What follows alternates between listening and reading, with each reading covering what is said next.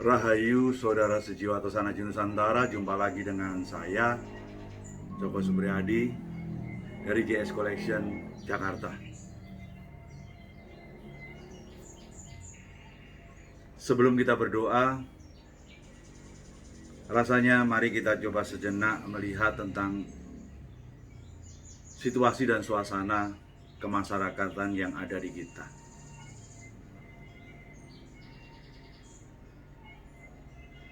Pada saat musim hujan seperti ini, banyak sekali kebanjiran,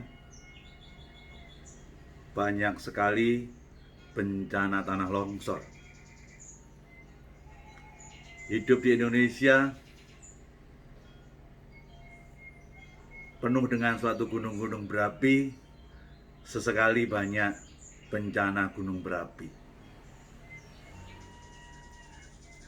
Dan sekarang kita berada pada situasi pandemi. Pertanyaannya, pada situasi seperti ini, kita harus mengapa? Saya merasakan banyak di antara mereka akhirnya mencoba melihat sosok pimpinan negara ini yang dianggap sebagai biang keladi bencana di negeri ini. Mari kita renungkan dengan baik, apakah itu pendapat yang benar. Faktanya sekarang pandemi ini tidak hanya untuk Indonesia, bahkan ke seluruh dunia. Kalau sudah ke seluruh dunia, akankah kita jadi pribadi justru akhirnya menyalahkan pada Tuhan yang Maha Kuasa? Rasanya sejenak di awal dari perjumpaan kita, mari kita dengan serius merenungkan yang berikut ini. Bagi saya ini adalah merupakan pesan dari Tuhan yang Maha Kuasa untuk kita. Semoga kita mendapatkan sesuatu pembelajaran dari perenungan kali ini. Pada kelahiran aku mengajarimu perjalanan kematian. Pada kematian aku mengajarkanmu harga kehidupan. Pada kehidupan aku mengajarimu untuk menerima dualitas rasa. Pada dualitas rasa aku mengajarimu untuk menerima bahagia dan derita. Bersama penderitaan, aku mengajarimu untuk menghargai setiap benih kebahagiaan. Pada kebahagiaan, aku memberimu rasa kesemestaan. Lewat kesemestaan, aku mengantarkanmu pada pemahaman diri sejati. Pada pemahaman diri sejati, aku membawamu pada rahasiaku. Sejatinya rahasiamu adalah rahasiaku. Dalam perenungan ini sebenarnya ketika kita mengenal dengan baik diri sejati kita, itu sama halnya adalah kita dengan mengenal Tuhan. Justru pada situasi seperti sekarang, kalau level kesadaran Anda cukup tinggi, Anda akan melakukan sesuatu introspeksi dengan baik. Bukan harus menyalahkan kesana kemari. Karena ketika tangan ini menuding ke depan, 3 jari menuding ke kita. Ini waktunya kita melakukan satu refleksi untuk perbaikan diri, untuk berada pada kesejahteraan,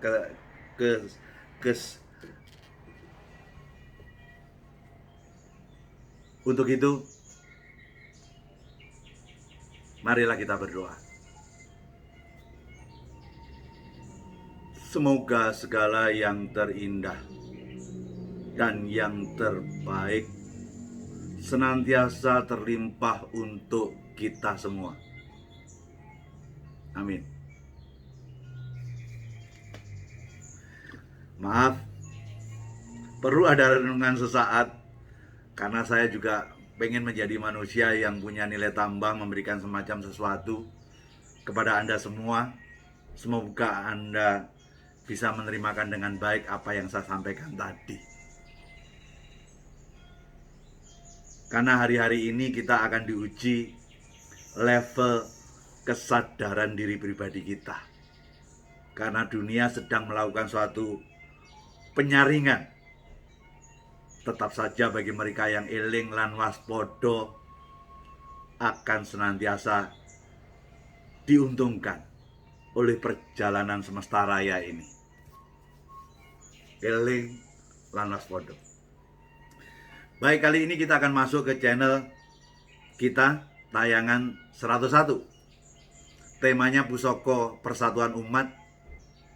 Saya nanti akan mengulas review pusaka saya, yaitu dengan nomor 5590, dan sekaligus sedikit menjelaskan tentang pusaka nomor 5585.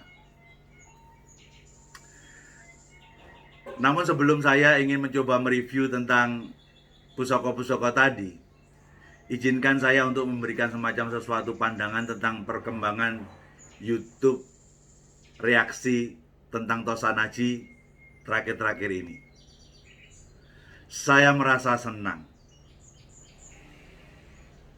Sekarang banyak orang-orang yang bereaksi, membuat konten di YouTube yang terkait dengan Tosanaji. Senang saya adalah mereka sudah mulai mengkaitkan dengan sejarah,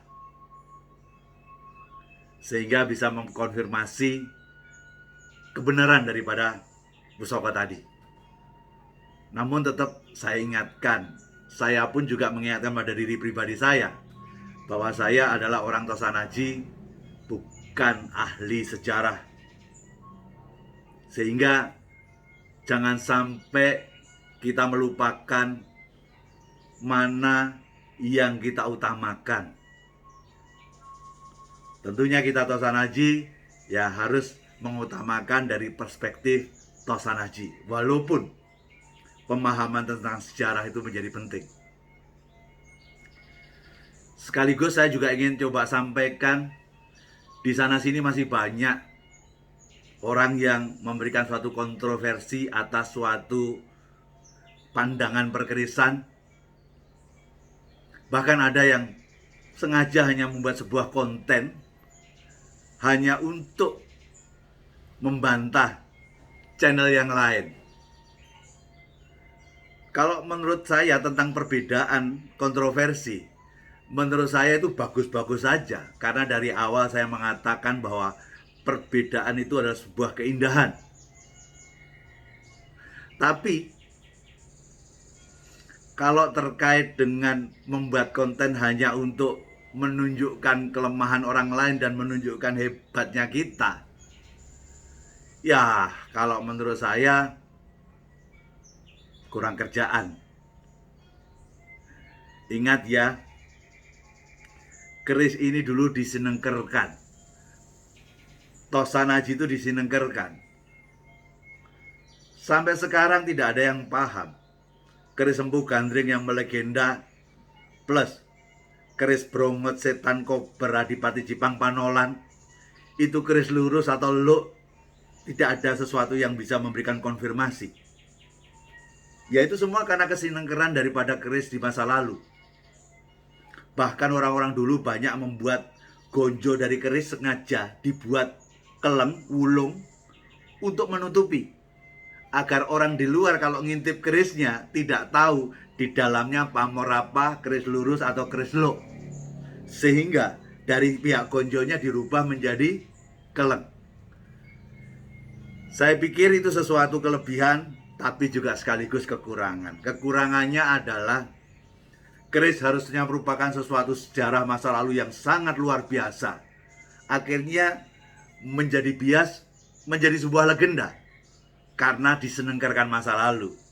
Makanya selalu saya ajak mulai sekarang ke depan, mari kita lepaskan kesinenggaran dari keris. Namun tetap kita berikan tempat yang terhormat dari karya agung Nusantara ini.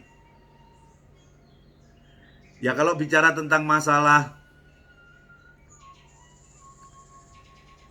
terkait dengan masalah YouTube channel, ya saya cukup bersyukur dipercaya oleh teman-teman. Tidak terasa sudah 5.600 subscriber. Terima kasih untuk dukungannya, untuk memberikan tambahan semangat saya untuk berkarya, sharing dalam bidang Tosanaji. Namun tetap kita punya suatu tantangan, karena konten di YouTube tentang perkerisan yang banyak mengandung hiburan, itulah yang paling menjadi populer. Saya melihat ada konten yang sampai 800.000 subscriber, ada yang 600, ada yang 300, ada 200, luar biasa. Saya juga introspeksi, kenapa saya tidak bisa sebanyak itu. Namun setelah saya ngambil benang merahnya, ya sudahlah. Yang penting semua ini saya lakukan dengan suatu keikhlasan diri saja. Ini semuanya adalah kembali lagi kepada hati kita masing-masing. Banyak orang bicara tentang masalah hati, namun lupa bahwa hati itu bukan jantung, bukan lambung yang merupakan organ fisik. Hati, kolbu bagi saya adalah organ non-fisik. Dan disitulah bersemayamnya soul. Sayangnya orang tidak bisa mengakses hati, karena hati ini banyak yang masih ditutupi dengan yang namanya ego. Kemarahan, kesombongan, iri, dengki, kecemasan, kekhawatiran, sirik sama orang yang lain. Kalau orang masih punya ego yang terlalu kuat, menurut saya tidak akan pernah bisa dia bersuara dari hati. Yang ada cuman bersuara dari otaknya. Tetap bagi saya otak adalah organ fisik yang ketika kita berpulang cuman menjadi debu dan tanah saja. Marilah kita ke depan lebih mengandalkan sesuatu yang abadi ketimbang sesuatu yang sementara saja. Untuk itu, jangan kaget kalau saya pernah berani katakan bahwa ada ego, tidak ada Tuhan. Karena sejatinya manakala kita mampu membuang ego kita itu, Tuhan beserta kita. Yuk kita kembali ke laptop.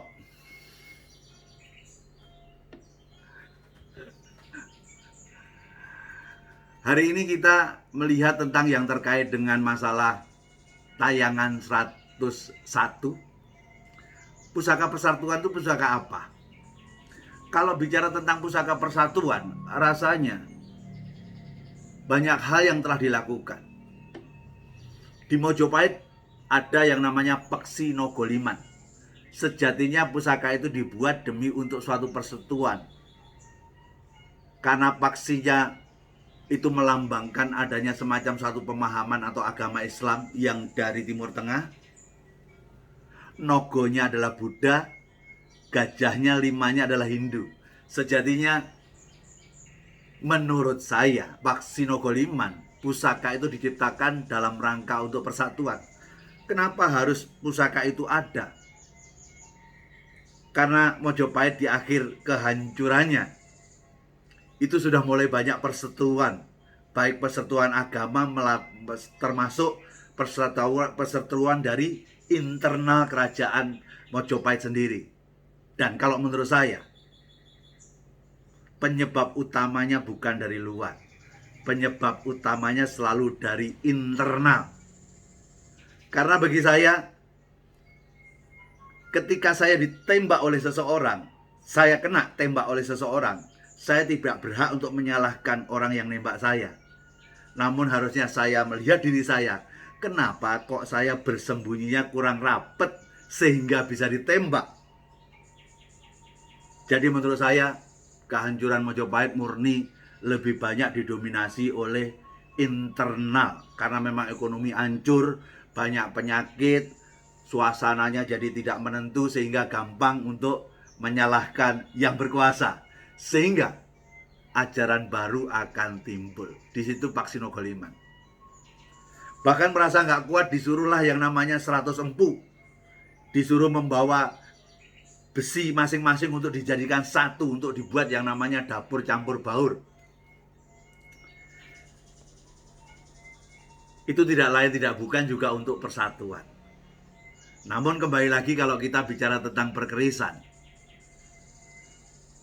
ketika kita paham, mendengar cerita bahwa campur baur dibuat oleh di Mojopahit, jangan dulu diputuskan bahwa campur baur sebelum Mojopahit pasti tidak ada. Kalaupun ada, itu tidak benar. Ingat ya, di keris tidak ada satupun yang ahli. Makanya perlu untuk kita melihat yang seperti itu. Ketika kita melihat kenapa dibuat suatu keris persatuan tadi, itu terjadi karena ada masalah. Lah, setiap sesuatu negara yang ada masalah pasti akan membuat sesuatu simbolisasi yang seperti itu. Simbolisasi itu di Singosari ada enggak? Menurut saya sama. Di Singosari saat itu ada masalah. Masalahnya adalah ketika Raja Kediri terakhir itu tidak terlalu dekat dengan para resi-resi Hindu. Akhirnya banyak resi yang pindah ke Singosari, yang akhirnya membantu Kenarok memerangi Raja Kediri, yang akhirnya tumbang. Karena raja itu dianggap sebagai titisannya dewa di bumi, akhirnya banyak orang yang mulai galau dengan agama Hindu. Makanya di era Singosari mulailah berkembang agama Buddha. Terjadi rivalitas.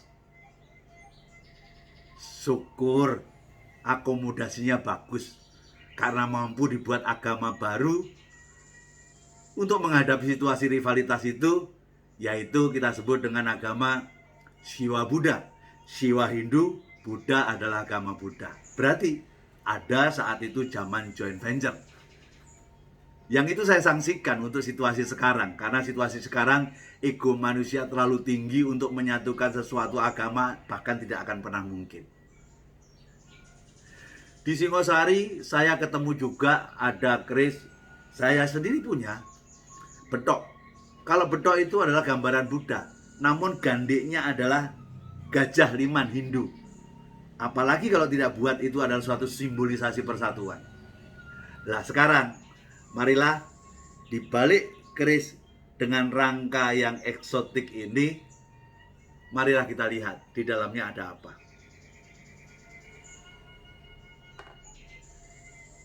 Inilah sebuah pusoko dari bawah lo, lurus, lo lagi. Itulah yang saya ingin sampaikan, keris campur baur. Inilah yang saya katakan. Kalau materialnya Singosari, besi dan pamornya Singosari, lo dan garapnya Singosari, panjangnya 42,2, khasnya daripada Singosari yang Birowo. Kalau seandainya Anda hanya memahami bahwa campur baur itu adalah made in Mojopahit, sebelumnya tidak ada, Anda berasumsi bahwa di Singosari itu pasti kerisnya adalah keris tidak benar atau tiruan. Menurut saya jangan terlalu cepat untuk memvonis di dalam bidang tosanaji seperti ini. Jadi inilah keris persatuan yang disiapkan untuk menghadapi sesuatu perbedaan saat itu. Harapan simbol daripada keris ini adalah semoga semuanya untuk melakukan sesuatu, sadar diri, mawas diri untuk bersatu. Karena apa? Bersatu jauh lebih baik daripada kita harus bertengkar.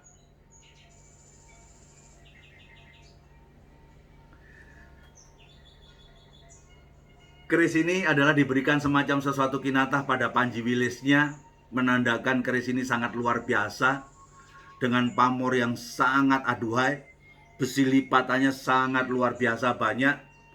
Menurut saya mampu mengkategorikan keris ini ke dalam keris masterpiece, karena memang sangat luar biasa.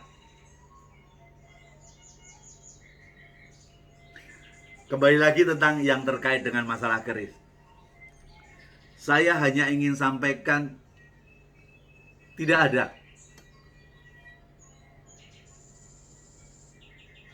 yang namanya yang pintar dalam dunia keris.